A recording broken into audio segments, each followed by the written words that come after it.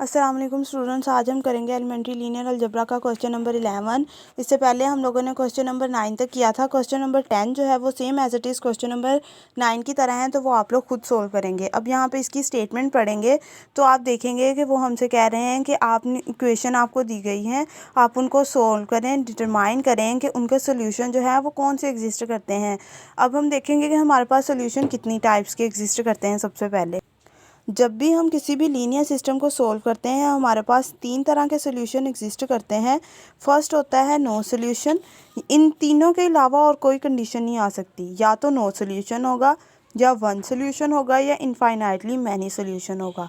अगर हमारे पास ग्राफ दे दिए जाएँ तो हम उनसे कैसे पता लगाएंगे कि ये कौन सा सोल्यूशन एग्जिस्ट कर रहा है। सबसे पहले देखें फर्स्ट आप इसको, यहाँ पे देखिए हमारे पास दो पैरेलल लाइंस हैं जो कभी भी एक दूसरे को मिल नहीं रहे और ना ही आगे जाके मिल सकती हैं ये लाइंस। तो इसका हमारे पास क्या होगा, नो सोल्यूशन एग्जिस्ट करेगा। ऐसी डायग्राम का मतलब है। अगर हमारे पास दो लाइंस हैं जो एक पॉइंट पर टच कर रही हैं, तो इसका मतलब है इनका सोल्यूशन जो है वन सोल्यूशन एग्जिस्ट कर रहा है, वन से ज़्यादा सोल्यूशन एग्जिस्ट नहीं कर रहे हैं। इसके बाद हमारे पास आती है थर्ड डायग्राम। इसमें हमारे पास एक ही लाइन है जिसमें जो है इस एक लाइन का मतलब है एक्स की और वाई की वैल्यू जो है वो बहुत से पॉइंट पर एक दूसरे को टच कर रही हैं और इनफाइनाइटली मैनी सोल्यूशन एग्जिस्ट कर रहे हैं। जब भी सिंगल लाइन दी जाएगी उसका मतलब है many solution. Two lines at one point of intersection, it's mean one solution exist. Two line parallel lines, no solution exist. ठीक है, ये तो हमने देखा कि डायग्राम्स के ज़रिए से हमें कैसे पता लगता है कि हमारे पास सोल्यूशन कौन सा एग्जिस्ट कर रहा है। अब हम क्वेश्चंस को सोल्व करके देखेंगे कि कैसे पता लगेगा कि सोल्यूशन कौन सा है और कौन सा नहीं। सबसे फर्स्ट क्वेश्चन देखें, ये हमारे पास क्वेश्चन दिया हुआ है। यहाँ पे देखें 3x minus 2y equals to 4 है, 6x minus 4y equals to 9 है। अब हम सबसे पहले करेंगे इक्वेशन 1 और 2 इन दोनों को लेट कर लेंगे। जब हमने इक्वेशन 2 और 1 लेट कर लिया है, इसके बाद हम वही काम करेंगे जो हम छोटी क्लासेस से सीखते आ रहे हैं। हमने 6th-7th में ये क्वेश्चंस किए होंगे कि हम क्या करते थे, एक्स की वैल्यूज़ को बराबर करते थे। अब यहाँ पे देखें एक्स के साथ नीचे 6 है, ऊपर 3 है। अगर मैं इसे 2 से मल्टीप्लाई करूँ तो एक्स की जो वैल्यूज़ हैं वो इक्वल हो जाएंगी। ये हमने 10.8 में भी किया है मेथड में, यहाँ पे भी हम वही काम करेंगे। 2 से मल्टीप्लाई किया ऊपर वाली इक्वेशन को, आ गया हमारे पास 2 3 ज़ार 6 माइनस 2 2 ज़ार 4 2 4 ज़ार 8। इसके बाद नीचे वाली इक्वेशन को इसमें से सब्ट्रैक्ट कर दिया। जब सब्ट्रैक्ट किया तो मेरे पास आया 0 equals to 1, which is not possible. ये कभी भी पॉसिबल नहीं होता, हम जानते हैं ये बात। ठीक है, जब भी आपके पास ऐसी कंडीशन आए जब 0 इक्वल्स टू समथिंग और कुछ भी जो है इक्वल के इधर वाली साइड पे, यानी 9 सम इक्वल्स टू 10 आ जाए या 0 इक्वल्स टू 10 आ जाए, कुछ भी ऐसा आएगा तो हम सिंपली उस क्वेश्चन को देखते ही कह देंगे कि नो सोल्यूशन एग्जिस्ट। ठीक है, इसका नो सोल्यूशन है, ज़ीरो सोल्यूशन एग्जिस्ट करता है इसका। ठीक है, उसके बाद हमारे पास सेकंड क्वेश्चन है। सेकंड देखें, 2x minus 4y equals to 1, 4x minus 8y equals to 2 है। हम वही काम करेंगे, फर्स्ट इक्वेशन को 1 करेंगे, सेकंड को 2 करेंगे। जब 1 और 2 लेट कर लेंगे, अब यहाँ पे देखें, यहाँ पे भी x की वैल्यूज़ को सेम करेंगे तो ऊपर वाली को 2 से मल्टीप्लाई करना पड़ेगा। मैंने 2 से मल्टीप्लाई किया और माइनस कर दिया सेकंड वाली में से, इसमें से। ठीक है, जब सब्ट्रैक्ट किया मेरे पास आया 0 इक्वल्स टू 0। जब भी मेरे पास कुछ ऐसा आएगा 0 इक्वल्स टू 0, तो मैं कहूँगी हैव इनफाइनाइटली मैनी सोल्यूशंस, कि इस इक्वेशंस के लीनियर सिस्टम के बहुत सारे सोल्यूशन एग्जिस्ट करते हैं।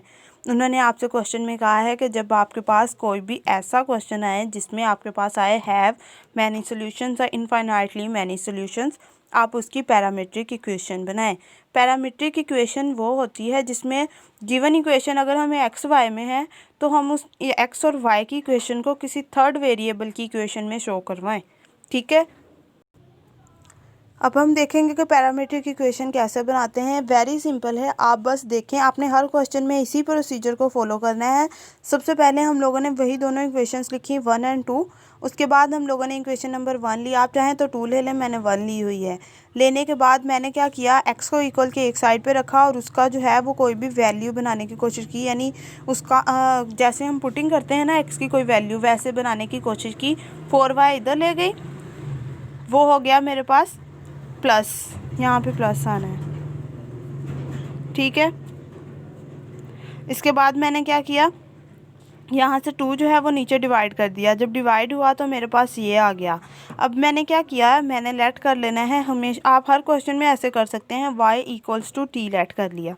लेट करने के बाद x में जहाँ पे भी y आ रहा है वहाँ पे आप t पुट करेंगे, ये इक्वेशन, और जहाँ पे t पुट करके जो इक्वेशन आई है न्यू, ये दोनों आपकी पैरामीट्रिक इक्वेशन है given infinitely many solution linear system की, ठीक है। ये रिप्रेजेंट कर रही हैं पैरामीट्रिक इक्वेशंस को। इसके बाद हमारे पास है इसका third point, C part, x - 2y = 0, x - 4y = 8।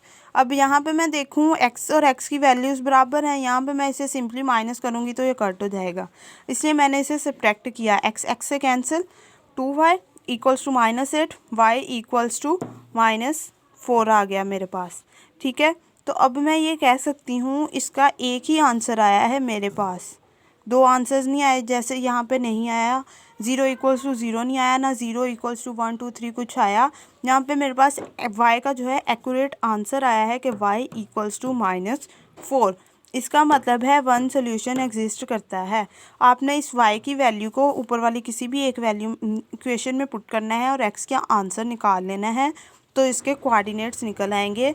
इसका मतलब है 1 सोल्यूशन एग्जिस्ट करता है। अब हम लोग करेंगे क्वेश्चन नंबर 12।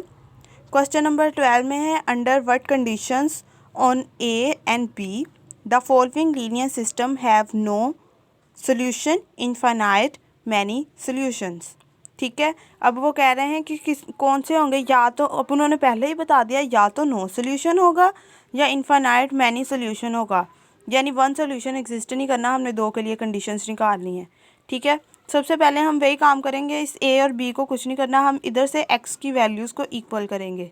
जब x की वैल्यूज़ को इक्वल किया, इसको 2 से मल्टीप्लाई किया, मल्टीप्लाई करने के बाद इस वाली से सब्ट्रैक्ट किया, मेरे पास आ गया 0 = 2a - b।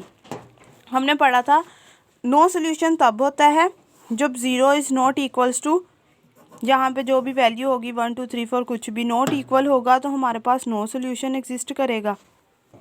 जो हमने 11 क्वेश्चन किया उसके फर्स्ट पार्ट में हमने यही कहा था, 0 = 1 आया था, तो हमने कहा था कि यहाँ पे सोल्यूशन एग्जिस्ट नहीं करता, ठीक है। तो अगर हमारे पास ये 2a - b is not equal to 0 आ जाए तो सोल्यूशन एग्जिस्ट नहीं करेगा। और उसको हमने अगर थोड़ा सा और सिंप्लीफाई किया, ये b इधर जाके पॉजिटिव हो गया। अगर हमारे पास 2a is not equals to b, it's mean the given linear system have no solution. उसके बाद सेकंड हम लोगों ने क्वेश्चन किया था 11 का, जिसमें हमारे पास आया था 0 = 0, यानी ये इधर ये दोनों साइड्स बराबर आई थी, यहाँ पे भी 0 था, यहाँ पे भी 0 था। तो हम इसी को देखते हुए हम कहेंगे 2a - b = 0, it's mean the given linear system have infinitely many solutions. यहाँ पे देखें, अगर 2a = b, ये थोड़ा सा सिंप्लीफाई किया, =b आया, तो हमारे पास मैनी सोल्यूशन एग्जिस्ट करेंगे। ये नो बाय मिस्टेक लिखो गया था तो इसको कट कर दीजिएगा, ठीक है। क्या है, जब हमारे पास आज हम लोगों ने जो है वो मेन पॉइंट जो हमने आज सीखा है वो 3 पॉइंट सीखे हैं। फर्स्ट हमने सीखा कि जो सोल्यूशन जो हैं कितनी टाइप्स के एग्जिस्ट करते हैं। फर्स्ट हमारे पास होती है ज़ीरो सोल्यूशन, 3 टाइप्स के सोल्यूशन होते हैं हमारे पास। पहले फर्स्ट होती है ज़ीरो सोल्यूशन। ज़ीरो सोल्यूशन तब होता है जब हमारे पास कोई इनइक्वालिटी आ जाए, यानी 0 इज़ नॉट इक्वल्स टू 1 आ जाए, 0 is not equals to something आ जाएगा, तो इसका मतलब आएगा कि यहाँ पे हमारे पास ज़ीरो सोल्यूशन एग्जिस्ट करता है। सेकंड हम लोगों ने सीखा कि infinitely many solution. Infinitely many solution तब होते हैं जब कोई भी चीज़ 0 के इक्वल आती है हमारे पास और वो प्रूव्ड हो, ठीक है, इक्वल स्टेटमेंट आए। उसके बाद हमारे पास थर्ड पे हमारे पास आया कि 1 सोल्यूशन कब एग्जिस्ट करेगा। 1 सोल्यूशन तब एग्जिस्ट करेगा जब हमारे पास y या x की कोई भी एक एक्यूरेट वैल्यू मिल जाए हमें सोल्व करने के बाद, तो हम उसे कह देंगे कि 1 सोल्यूशन एग्जिस्ट करता है। आप इन क्वेश्चंस को करिएगा। अगर कोई भी क्वेश्चन हो तो आप मुझसे कमेंट में पूछ सकते हैं। अगले लेक्चर में हम जो है इससे नेक्स्ट क्वेश्चन करेंगे। तब तक के लिए अल्लाह हाफिज़।